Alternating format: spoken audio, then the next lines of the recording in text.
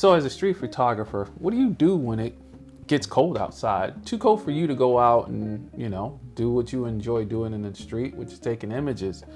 Well, in all honesty, what I do is when Michigan weather is definitely giving me a run for the are you brave, bruh? I actually go in and edit photos. So let me go ahead and show you guys how I edit my street photography photos when I don't want to use a JPEG version out of my camera to post on social media, or to even use for the YouTube videos that I share with you guys on how I go out and create and capture my content. And now that you guys have this up and going, here's an image I took on one of the most recent videos where I went out and I tested the Nikon ZF with the 40mm lens on it in the black and white setting to see how it would do for street. And that video was nice. The camera is nice. I'm still very much a Fuji shooter, I will say that, but the camera is definitely nice. But right now this image is already edited, so we're gonna go ahead and reset it. So as you guys see here, I'm using Capture One, and this is the image as it came out raw out of the camera as I downloaded it into Capture One. And as you guys see, I have my Capture One set up a little differently than I would if I had it pulled this image into Lightroom, which Lightroom for Nikon images isn't bad. So I could have also did this in Lightroom and edited this photo. But when I bring my photos in, I actually bring them in with a little bit of a preset adjustment to the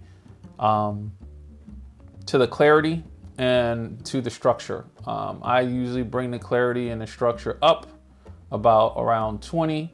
I know that in some cases folks will bring it up to about 40 for landscape or somewhere around there. For street, I like to bring it up to 20 so that I start off with a little bit of clarity, a little bit of structure in the subjects, and it doesn't matter to me whether it is a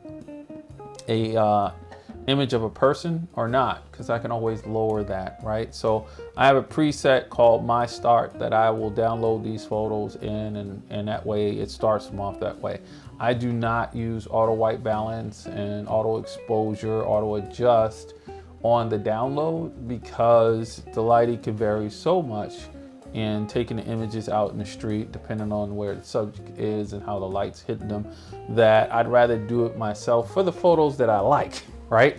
So I'll do an initial culling just to see what photos I like. You can see from here, I got some greens on here already on photos I like, and this is one of the ones that I liked and used for the video. But here's my start. So I usually start off with this. Then from here, honestly, I like to hit auto, and I'll change that back to the hand. I like to hit the auto button so that I can see what the software feels is a good exposure, well, not exposure, but white balance. I leave my exposure alone. I like to mess with that myself. I don't want the software to do it, and I'll show you why. But I will let it mess with the contrast and the brightness and the dynamic range levels, and of course dust removal. Keystoning and rotation, just for the same reason. Exposure, I tend to not let it do, because sometimes it can get a little wonky, and what it determines is the best for those. So I will go ahead and hit auto, and this will go ahead and do its thing on the image. And as you see, all it did was really mess with the contrast. So that's great. But as you guys can tell, this was originally a black and white photo. But before we do that, let me go back and show you guys what happens when I click in all of them and hit auto. So that one wasn't too bad. It did some adjustments on the brightness, some adjustments on the exposure, and I don't mind that. But before we do anything else, let me go ahead and turn this to a monochrome image, because that's how it was shot. And now we're gonna go back and we're gonna hit the auto to see what it does. It made some more fine adjustments. You see it actually moved the exposure back a little. It moved the contrast and the brightness a little. And now it's also messed with the shadows. So this could be a good start, but I don't see the subject, which is the bottle, as nicely as I want. It's a little blown out. So I'm gonna bring down my highlights to bring that in. And I'm also bring my whites down to bring in some of that text back on the bottle. As you can see, it's black and white. I like gloomy, dark shadows. I like crisp blacks. There are some styles, and you know, for Lightroom you'll see presets, but for Capture One it's styles. There are some styles I've created to help me with that. So here's my contrast. Look what it does as you roll over the different styles that it shows you. Now that one is, that contrasty moody is right up my alley for this image. So I will click that, let it make those adjustments. It makes the adjustments on the vignette. It pulled my whites down more. It left the exposure alone for what the auto did, which is great. And I'm kind of happy with where this is right now. The only other thing I would do is, and this is different from obviously what I did when I did it for the YouTube video, which is again, another reason when it's cold outside and you don't want to go out in the street, it's good to come back to some images and re-edit to see what else you would do with them. Some people might want to bring back this right here, but the way I'm feeling at the moment, I honestly want to crop this in a little, and I want to kind of get that bottle not exactly on in the center. I'll make use of the grid here to get me where I want. As you saw as I moved this, and it showed that grid up and kind of gave me an idea what this image is going to look like. And there you go. I like more focus on it. I might want a little bit more clarity in the image, so this would get it up to 40, kind of like a landscape, to bring out some more of that clarity in there and a little bit more of that texture. And there you go. I like this as it is.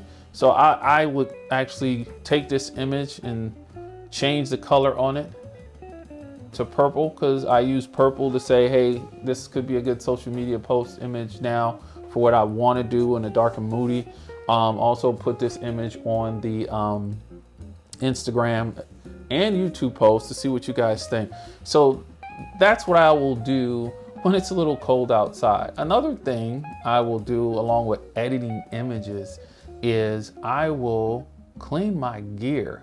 So I have a number of things that I do when I'm out shooting photography that causes my gear to get dirty, especially with the Fuji lenses. That focusing ring right there, and if I can get this in focus, it collects a lot of dust, but at the same time, you know, I got fingerprints that I can clearly see on the UV filter that's protecting this lens, and thankfully it's on that and not the lens itself. This lens is in dire need of a clean down. So I will also do that. I will go into my drawer here and I will start off with my wonderful little cloth, and I will first start working on things like the lens filter, and then I will take that off and see if the lens itself needs, the front element needs a quick wipe down.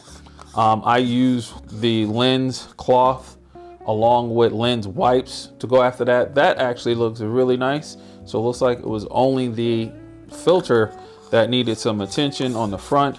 I will get out my little blower out of my drawer, and rocket blowers are awesome, guys, to get that dust, that loose dust off of your gear. And I usually use this for right under the back element, holding it like that, and I'll hit that with a couple of blasts, make sure it's good. I will then make sure I put this cap back on, but that looks pretty good from what I can tell from right here, just a quick look. And I also hit the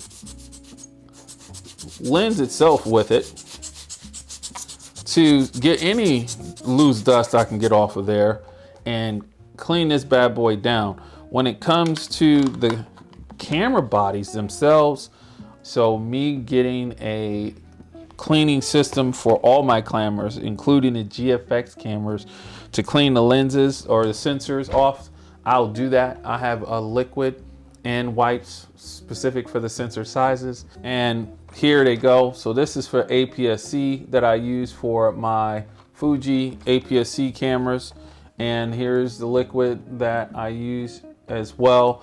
And I clean my own sensors, so that saves me some cost, one, and it's not as hard as you think it is. Even with a sensor that has IBIS, where the sensor element moves because of the IBIS in the camera, if you can, it's not hard to do. Just take your time. Don't be rough. You know, it's better to use a few of these wipes, and they're in their own protective little sleeves inside here.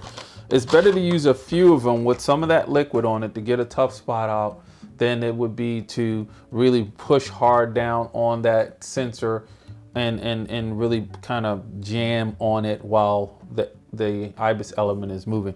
Just take your time, be gentle, and 9 times out of 10, you will get the tough spots off too with a couple of wipes with that solution on there, and you save yourself a couple of dollars cleaning your own sensor.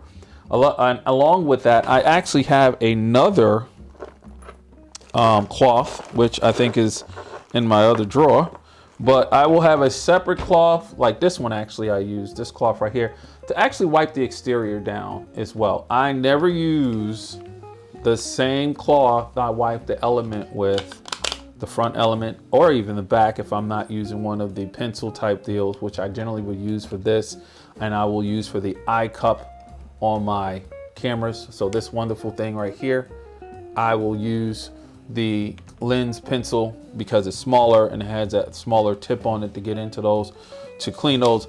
But I will never use the same cloth that I clean the elements with that I will clean the body with, because there's bigger particles. They don't necessarily come off the cloth well, and then to follow that up on the lens, you're just putting bigger particles back on there, and you could run the risk of scratching and hopefully you got a filter on there. Now I use UV filters for extra protection because, as you guys saw from my last live, I'm clumsy.